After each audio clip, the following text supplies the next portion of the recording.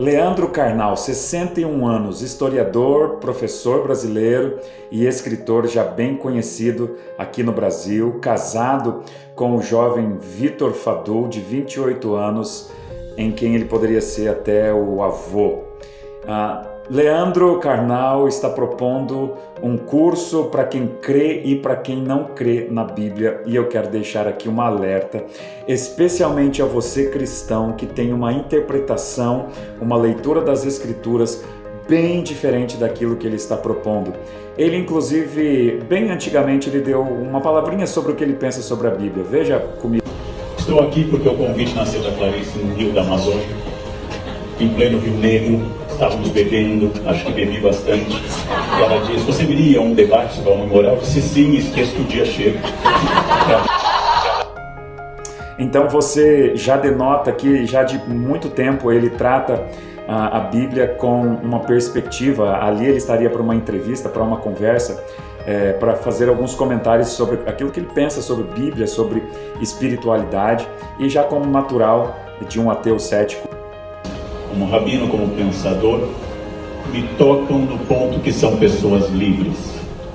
São pessoas que não partem de uma moldura.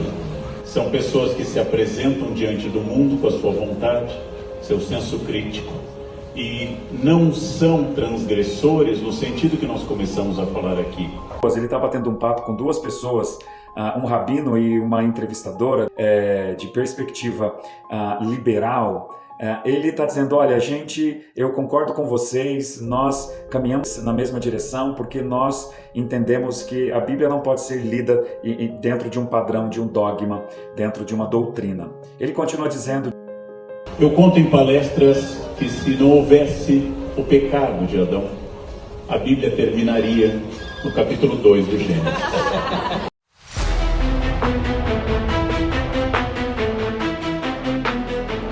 O que eu penso sobre isso? Talvez o Carnal esteja buscando maior popularidade? Se sim, espero que, como um bom historiador, ele possa dar um curso nesse clima irônico, leve, para ensinar os nossos irmãos islâmicos a respeito do Alcorão e converter alguns dos terroristas de suas maldades. Agora, porém, prefiro pensar em dois alertas. Primeiro, humildade aos ateus quando ele diz: erra o cético que considera a Bíblia irrelevante por ser um livro histórico. E, em segundo lugar, ele propõe tolice aos cristãos quando então vem propor essa leitura irresponsável e liberal. Veja essa proposta a seguir. A Bíblia é uma sequência de transgressões. Aqui o Carnal ele acerta, ele faz uma boa observação, mas uma péssima interpretação. De fato, a Bíblia relata a história do Deus Santo se revelando à criação, porém esse Deus que pune a transgressão e concede graça e perdão aos arrependidos de coração. Mas ele, Carnal, pelo contrário, propõe uma visão de normatização do pecado, alfinetando inclusive com um cinismo clássico dos céticos a respeito da humanidade pecaminosa de Jesus. Sem a transgressão não haveria história. A história é criadora ou criada a partir da transgressão. E mesmo naquele que na tradição cristã é a pessoa do corte de Jesus, vamos lembrar da sua última frase em aramaico, das 3 frases que lemos os evangelhos em aramaico. Sua última frase é um gesto de rebeldia, é um gesto de dor. Pai, pai, por que me abandonaste? Lama, lama, Eli sabachthani. Não é assim: tudo bem, vamos nessa, estou morrendo, mas tudo legal. Pai, por que me abandonaste? É um gesto humano, absolutamente humano, cheio de vida e de significado.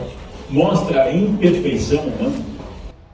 Portanto, muito cuidado. Eu não estou aqui pedindo para você não assistir ao seu curso, muito pelo contrário. Veja, leia a respeito dessa visão progressista para que você, inclusive, aprenda a se defender de forma apologética. Note o que está acontecendo. O Carnal, ele faz parte de uma cultura que diz lá o ditado: se você não pode vencer o seu inimigo, junte-se a ele como estratégia para derrotá-lo. Note bem o que ele continua dizendo aqui. Que eu me afirme como ideia acima, inclusive, da norma divina. E a ideia de que essa transgressão é criadora de uma identidade que torna a minha fé orgânica, verdadeira e estrutural, e não simplesmente uma fé de seguir algo absoluto para o qual eu não penso nada e que me entrego, como se dizia no século XVI, perinde ac cadáver, me entrego como um cadáver. Parece muito bonito, são palavras que podem ter um docinho na ponta da língua, mas ao seu final ela é amarga para aqueles que têm uma percepção bíblica séria, uma leitura, uma hermenêutica que traz uma boa observação, uma boa interpretação e uma boa aplicação das verdades para aqueles que creem que a Bíblia é a nossa regra, a única regra de fé e de prática. Muito, muito, muito cuidado.